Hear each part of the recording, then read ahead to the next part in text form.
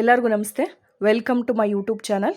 ಇವತ್ತಿನ ವಿಡಿಯೋದಲ್ಲಿ ನಾನು ಈವ್ನಿಂಗ್ ಸ್ನ್ಯಾಕ್ಸಿಗೆ ಮಸಾಲ ಅವಲಕ್ಕಿ ಮಾಡ್ತಾ ಇದ್ದೀನಿ. ದಾವಣಗೆರೆ ಸ್ಪೆಷಲ್ ಮಸಾಲ ಅವಲಕ್ಕಿ ಇದು. ನೀವು ಜಯದೇವ ಸರ್ಕಲಲ್ಲಿ ಮಸಾಲ ಅವಲಕ್ಕಿ ತಿಂದಿರ್ತೀರಲ್ಲ, ಅದೇ ಥರ ಮಸಾಲ ಅವಲಕ್ಕಿನ ನಾವು ಮನೆಯಲ್ಲೇ ಮಾಡ್ಕೊಂಡು ತಿನ್ಬೋದು. ಅದು ಹೇಗೆ ಮಾಡೋದು ಅಂತ ತೋರಿಸ್ಕೊಡ್ತೀನಿ. ಸೇಮ್ ಅದೇ ಥರ ಟೇಸ್ಟ್ ಬರುತ್ತೆ. ಒಂದು ಸಲ ಟ್ರೈ ಮಾಡಿ ನೋಡಿ. ಯಾರೆಲ್ಲ ದಾವಣಗೆರೆ ಮಸಾಲ ಅವಲಕ್ಕಿ ತಿಂದಿರ್ತೀರ, ಸೊ ಅವ್ರಿಗೆಲ್ಲ ತುಂಬಾ ಇಷ್ಟ ಆಗುತ್ತೆ ಈ ರೆಸಿಪಿ. ಇಲ್ಲಿ ನಾನು 1 ಸ್ಪೂನಷ್ಟು ಸಾಸಿವೆ, ಜೀರಿಗೆ ಹಾಗೆ ಈರುಳ್ಳಿನ ಕಟ್ ಮಾಡಿ ಇಟ್ಕೊಂಡಿದ್ದೀನಿ 2 ಬಟ್ಲಷ್ಟು. ಹಾಗೆ ಟೊಮೊಟೊನ ಕಟ್ ಮಾಡಿ ಇಟ್ಕೊಂಡಿದ್ದೀನಿ 1 ಟೊಮೊಟೊ. ಹಾಗೆ ಹುಣಸೆಹಣ್ಣಿನ ರಸನ ಹಿಂಡಿಟ್ಕೊಂಡಿದ್ದೀನಿ 1 ಬಟ್ಲಷ್ಟು. ಹಾಗೆ ಕಡಲೆ ಹಿಟ್ಟು, ಸ್ವಲ್ಪ ಕೊತ್ತಂಬರಿ ಸೊಪ್ಪು ಚಾಪ್ ಮಾಡಿ ಇಟ್ಕೊಂಡಿರೋದು. ಹಾಗೆ ಇಲ್ಲಿ ಮಿಕ್ಸಿ ಮಾಡ್ಕೊಳೋದಕ್ಕೆ ಕರಿಬೇವು, ಹಸಿಮೆಣಸಿನ್ಕಾಯಿ, ಜೀರಿಗೆ, ಬೆಳ್ಳುಳ್ಳಿ ಹಾಗೆ ಕೊತ್ತಂಬರಿ ಸೊಪ್ಪು ತೊಗೊಂಡಿದ್ದೀನಿ. ಇಲ್ಲಿ ನಾನು ತೊಗೊಂಡಿರೋ ಅವಲಕ್ಕಿ ಮೀಡಿಯಮ್ ಸೈಜ್ ಅವಲಕ್ಕಿ ತೊಗೊಂಡಿದ್ದೀನಿ. ಆದಷ್ಟು ಮೀಡಿಯಮ್ ಅವಲಕ್ಕಿ ತೊಗೊಳ್ಳಿ. ಮೀಡಿಯಮ್ ಅವಲಕ್ಕಿ ಇಲ್ಲ ಅಂದರೂ ಗಟ್ಟಿ ಅವಲಕ್ಕಿಯಿಂದನೂ ಮಾಡ್ಬೋದು. ಇಲ್ಲಿ ಫಸ್ಟಿಗೆ 1-2 ಸ್ಪೂನಷ್ಟು ಎಣ್ಣೆ ಹಾಕ್ಕೊತಾ ಇದ್ದೀನಿ. ಎಣ್ಣೆ ಕಾಯ್ತಿದ್ದಂಗೆ ಸಾಸಿವೆ, ಜೀರಿಗೆ ಹಾಗೆ ಸ್ವಲ್ಪ ಕರಿಬೇವನ್ನ ತೊಗೊಂಡು ಹಾಕ್ಕೊತಾ ಇದ್ದೀನಿ. ಇದಿಷ್ಟು ಆಗ್ತಿದ್ದಂಗೆ 1 ಬಟ್ಲಷ್ಟು ಈರುಳ್ಳಿ ಕಟ್ ಮಾಡಿ ಇಟ್ಕೊಂಡಿದ್ದೀನಲ್ವ, ಅದನ್ನು ಹಾಕ್ಕೊಂಡು ಒಗ್ಗರಣೆ ಮಾಡ್ಕೊತಾ ಇದ್ದೀನಿ.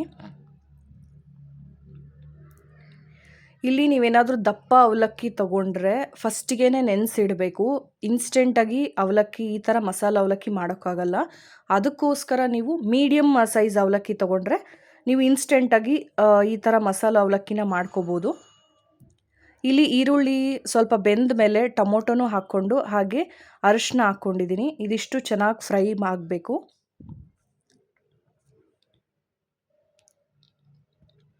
ಇದಿಷ್ಟು ಚೆನ್ನಾಗಿ ಫ್ರೈ ಆಗೋಷ್ಟೊತ್ತಿಗೆ ನಾನಿಲ್ಲಿ ಏನು ತೆಗೆದಿಟ್ಕೊಂಡಿದ್ದೀನಲ್ಲ, ಇದಿಷ್ಟು ನೀರು ಹಾಕ್ಕೊಂಡಿದ್ದಂಗೆ ರುಬ್ಕೊಂಡು ಬರಬೇಕು.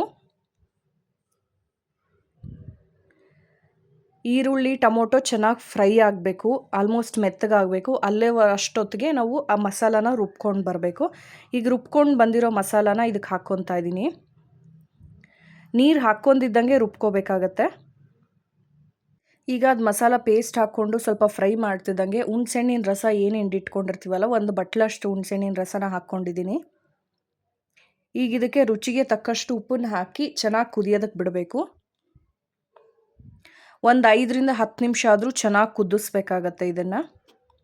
ಈ ಮಸಾಲ ರೆಡಿ ಇದ್ದರೆ ನಿಮಗೆ, ಅಂದರೆ ಈ ಒಗ್ಗರಣೆ ರೆಡಿ ಇದ್ದರೆ ನಿಮಗೆ ಯಾವಾಗ ಬೇಕಾದರೂ ಮಸಾಲ ಅವಲಕ್ಕಿ ಆಗಲಿ ಅಥವಾ ಮಸಾಲ ಮಂಡಕ್ಕಿ ಆಗಲಿ ಮಾಡ್ಕೋಬೋದು.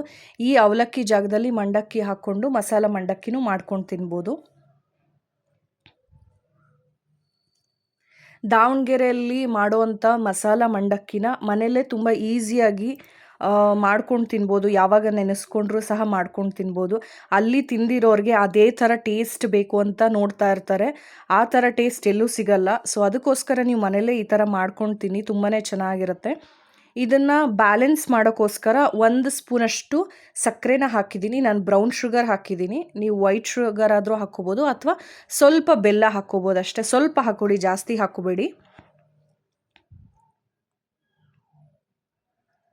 ಈಗ ನೋಡ್ತಾ ಇರ್ಬೋದು ಚೆನ್ನಾಗಿ ಕುದೀತಾ ಇದೆ. 5-10 ನಿಮಿಷ ಆಗಿದೆ. ಈಗ ಇದನ್ನು ಸ್ಟವ್ನ ಆಫ್ ಮಾಡಿ ತೆಗೆದಿಡಬೇಕು. ಇದು ಬಿಸಿ ಇದ್ದಂಗೆ ಅವಲಕ್ಕಿಗೆ ಹಾಕಿ ಮಿಕ್ಸ್ ಮಾಡಬೇಕು. ಈಗ ನಾನು 1 ಬೌಲ್ ತೊಗೊತಾ ಇದ್ದೀನಿ. ನೀವು ಯಾವುದಾದ್ರು ಒಂದು ಸ್ವಲ್ಪ ದೊಡ್ಡ ಬೌಲ್ ತೊಗೊಳ್ಳಿ, ಅದರಲ್ಲಿ ಮಿಕ್ಸ್ ಮಾಡೋದಕ್ಕೆ ಈಸಿ ಆಗುತ್ತೆ. ಇಲ್ಲಿ ನಿಮ್ಗೆ ಯಾವ ಕ್ವಾಂಟಿಟಿಯಲ್ಲಿ ಬೇಕೋ ಆ ಅವಲಕ್ಕಿನ ತೊಗೊಳ್ಳಿ. ಮೀಡಿಯಮ್ ಸೈಜ್ ಅವಲಕ್ಕಿ ಆದಷ್ಟು ತೊಗೊಳ್ಳಿ.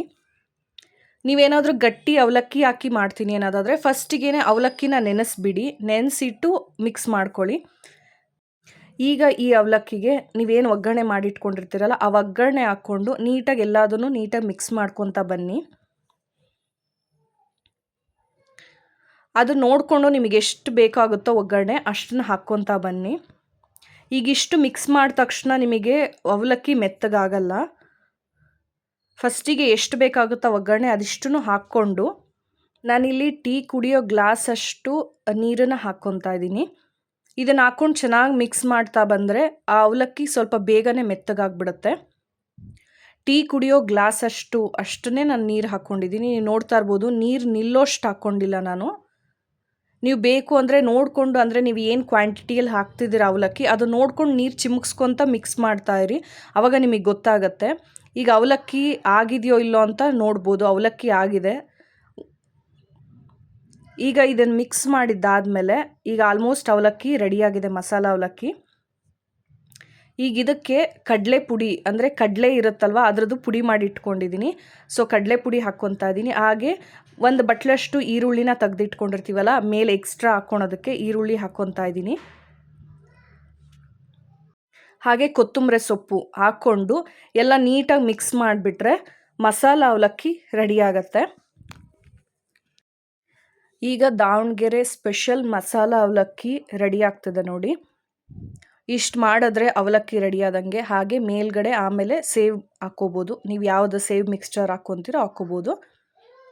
ಇಲ್ಲಿ ಮೀಡಿಯಮ್ ಸೈಜ್ ಅವಲಕ್ಕಿ ತೊಗೊಂಡಿರೋದ್ರಿಂದ ಟೀ ಕುಡಿಯೋ ಗ್ಲಾಸಷ್ಟು ನೀರನ್ನು ಹಾಕ್ಕೊಂಡ್ರೆ ಸಾಕು, ಅಥವಾ ನೀವು ಕ್ವಾಂಟಿಟಿ ಎಷ್ಟು ತೊಗೊಂಡಿರ್ತೀರ ನೋಡಿಕೊಂಡು ನೀರು ಚಿಮುಕ್ಸ್ಕೊಳೋ ಥರ ಹಾಕ್ಕೊಂಡ್ರೆ ಸಾಕು. ಹಾಕ್ಕೊಂಡು ನೀವು ಬಿಸಿ ಒಗ್ಗರಣೆನ ಹಾಕ್ಕೊಳೋದ್ರಿಂದ ಆಲ್ಮೋಸ್ಟ್ ಸ್ವಲ್ಪ ಮೆತ್ತಗಾಗಿರುತ್ತೆ. ಅದ್ರ ಜೊತೆಗೆ ನೀವು ನೀರು ಸ್ವಲ್ಪ ಹಾಕ್ಕೊಳೋದ್ರಿಂದ ಅದು ಆಲ್ಮೋಸ್ಟ್ ಮೆತ್ತಗಾಗ್ಬಿಡುತ್ತೆ.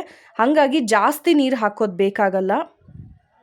ದಾವಣಗೆರೆಯಲ್ಲಿ ಮಾಡುವಂಥ ಮಸಾಲ ಅವಲಕ್ಕಿ ಎಕ್ಸಾಕ್ಟಾಗಿ ಅದೇ ಥರ ಟೇಸ್ಟ್ ಬೇಕು ಅಂದರೆ ಈ ರೆಸಿಪಿನ ಟ್ರೈ ಮಾಡಿ.